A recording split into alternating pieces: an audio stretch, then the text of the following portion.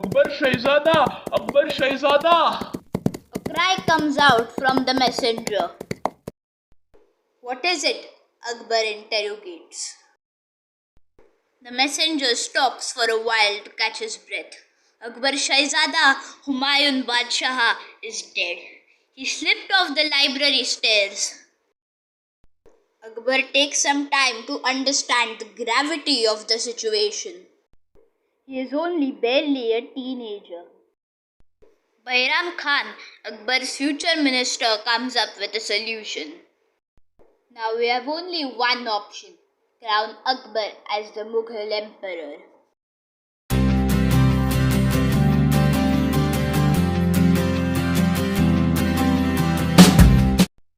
Akbar was crowned hastily at the age of 13 in 1565 in Punjab. Soon after Humayun's death, Hemachandra, a Hindu king, captured Delhi. The minister of Delhi left the city with as much royal treasure he could carry and went to Akbar, who was in Punjab. Soon, with a large army, they went towards Delhi. Hemachandra heard of the invasion and proceeded to meet Akbar. Not some friendly talk, an all-out war. This would result in the second battle of Panipat, just 40 years later than the first. It was in Panipat that Akbar realized the gravity of the situation. Hemachandra's army was scratching each detachment of the Mughal army. The situation was grim. That's when an arrow hit Hemachandra and he fell to the ground unconscious. His men thought that Hemachandra was dead and started fleeing the ground. The Mughal army caught the men and destroyed them.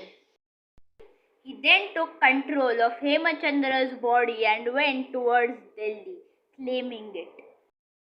In Delhi, Hemachandra's head was cut off and placed at Chandni Chowk. After taking control of Delhi, Akbar told Bairam Khan that he wanted to hunt in the forest like any normal prince would, and that Bairam Khan should administer the empire until Akbar comes of age. Under Bairam Khan's guidance, Akbar became an able emperor. And when he became of age, he appointed 9 men who took care of different things in the empire. These 9 men were called the Navaratnas, meaning the 9 jewels of the empire. Classy. They took care of administration, revenue, books, music, everything. One of them was Birbal. When you were small, you must have heard Akbar and Birbal's stories. This one is that Birbal.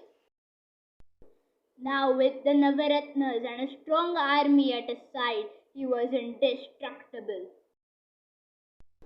His reign of almost 50 years saw great military achievements. He went in all 4 directions, from the Deccan Plateau in the south to Kabul Kandahar in the north, from Gujarat in the west to Chittagong in the east. His expansion saw 3 phases.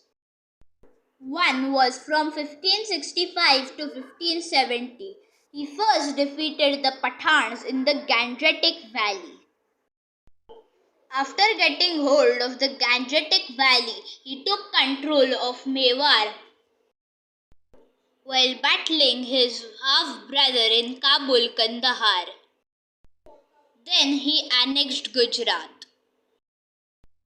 Between 1570 and 1585, he annexed Bengal and Odisha. Then in the last 20 years, he captured Kandahar from the Safavids, the same rulers who gave his father Humayun shelter and royalty when Humayun was living like a beggar. And then he captured Kashmir. Then he turned his eyes towards the Deccan. He first captured Khandesh and then Berar. You may think that he had incredibly good Hindu policies. True that he married Rajput princesses, but when he claimed an area, he also destroyed temples in that area. But he also appointed Rajput nobles as his administrators and made them Jahagirdars of a part of the empire. So it was a mixed behavior towards Hindus in his reign.